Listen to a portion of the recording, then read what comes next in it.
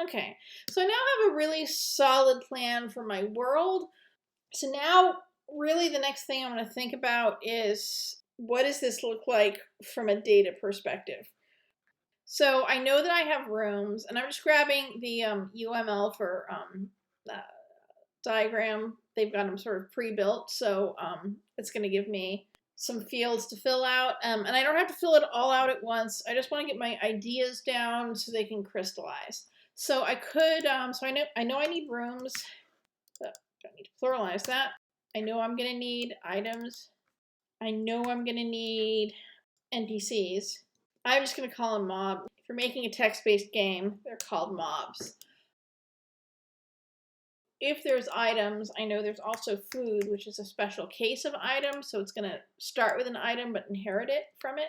And I know I'm going to need, I'm just going to drag these down a little because these are, if I zoom out a bit, I kind of want them on their own page so that should I decide I need to print this, I won't have to fudge. They're below this dashed line. Okay, so I know that food is going to be a special case of item, and I suspect I might want your standard RPG weapons. Unless I think of something cool, I don't need armor. Although if I thought of sort of something that, I don't know, would just be worth including because it was funny, I might include an armor, but and I don't know what weapons you're going to have necessarily. So maybe I don't make weapons. Maybe I simplify it and you just get food and it's all fisticuffs. What you get from the band is like an autograph or something, which would horrify any band that ever played there because not really that kind of scene, but that's okay. But I've got inheritance in here, which is nice. I might also need the bar to inherit from room because you're not going to get in there with directions, but you want to be able to sort of interact with it in all of the ways you can any other room. It's just you won't be able to leave except with special commands that really only exist in that room. So it's going to have to, you're going to have to be able to like examine and explore and look at all the stuff in the room the same way as you normally could, but with some extra flavor. Maybe, unless the bar could be an item that has the ability to throw you into a room, and all of the rooms adjacent to the bar just have a bar in them that do different things. So I haven't decided yet which of these I'll use. So it's a decision I can put off until later. When I get closer and the project starts to crystallize a little, I can nail down whether bar is going to be an item or a room. If it is an item, there will also need to be a room named like on the bar or something. But so it could be either. But the item could be how you get into it, since you're not going to take an exit there. I think that's really all we need. So now my problem is that I've got sort of the outside program that's going to hold all these things. And I also have the kinds of data that are in them. So rooms have titles or names. Let's call them names. Rooms have names. So rooms have names. They have descriptions. They also have items. So names are strings. Descriptions are also strings. Items, I'm going to have to decide. There's two ways off the top of my head that I can handle this. Items can either be a list of references to items, or item can be a bunch of strings, which are keys to a dictionary that holds all of the items in the game.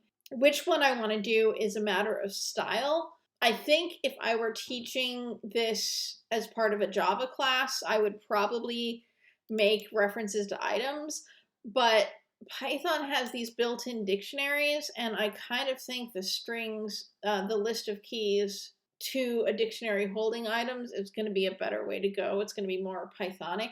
I could go either way, so if I tried the dictionary and it fails me, I have, a backup plan if I could do it that way. And I'm going to have the same thing for mobs, which is either going to be actual references to mobs, or it's going to be the key to a dictionary of mobs. So I think out in the world, I'm going to have, let's call this main. I'm going to have a dictionary of rooms, which holds rooms, a dictionary of items, and I'm going to have a dictionary of mobs. Oops, that's going to be a capital M because that's an object. And I've got a dictionary of mobs called mobs. So what else am I going to need? I'm going to need, I'm going to need an actual like user. So there's just one player. It's not clear we necessarily even need it to be a class at all. We might just have a player. We might just have an inventory, which is a list of keys to items, so you can keep track of what items you have. Items have descriptions. You might also have names, because that's what'll show up when you look at the inventory. Looking at this, I'm not 100% sure that room isn't a special kind of item. Oh, but rooms also have exits. I think they're different enough. I'm going to leave them separately, but I could do it that way if it made sense. Exit is probably a dictionary, keys to rooms. So north will be the key, and then a room key will be the thing that follows it. Mobs are going to have names and descriptions. Bar doesn't need anything new. It just needs a way to jump or climb.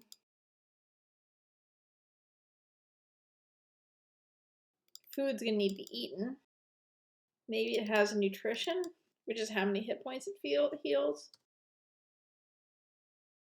So, back out in the game, what could you do in a room? You could look at exits.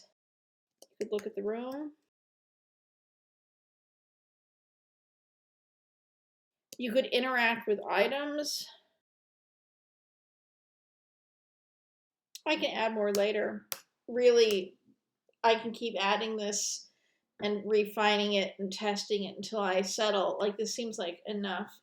Although I might want to make sort of one all-purpose command that is the function that gets called from the outside, that these functions get called using. So I'm just going to call it do and hope that it's not reserved in Python. And if it's reserved in Python, I'll come up with a different name for it. So items don't really necessarily need anything. Mobs don't. Oh, mobs might have, if you're going to be forced to fight through things, we might have just like a thing that keeps track of is whether or not they're aggressive. So just true or false, is it aggressive? Like, will it attack you, or do you have to attack it to fight it? You need to think on how that works. So if you've got an inventory and you can fight things and you can eat food to heal yourself, you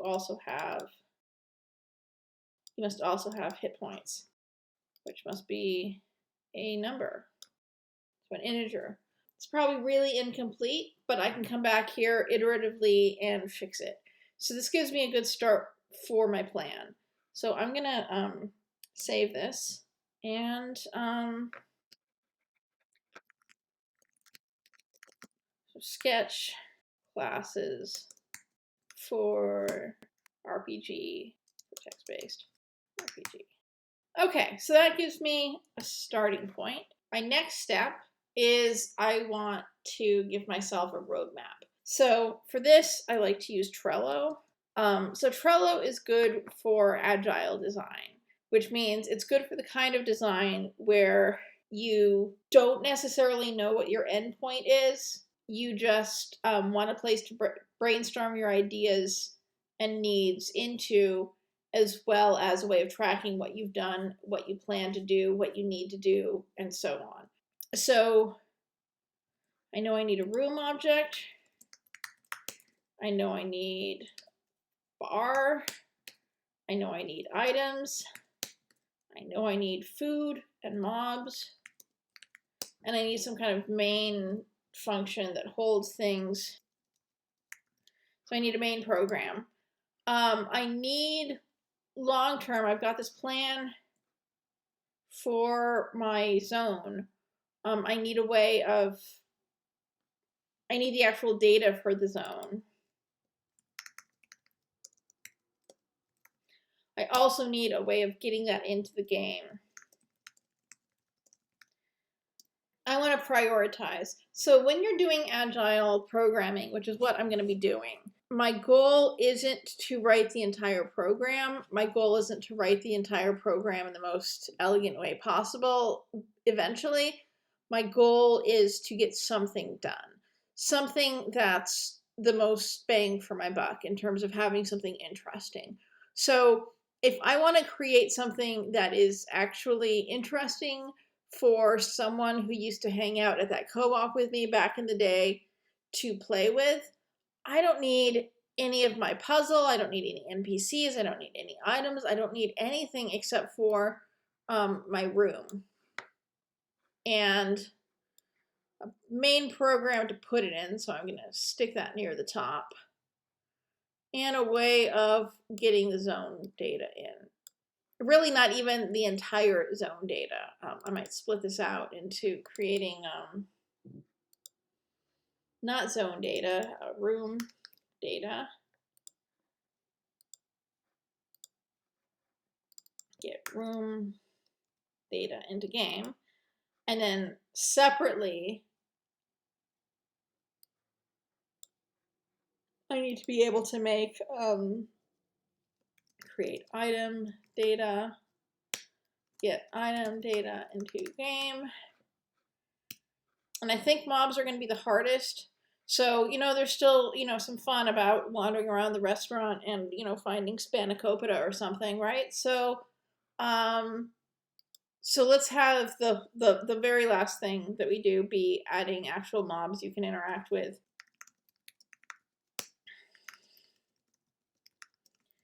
And honestly, at this pass, I'm going to actually edit this and say basic mobs.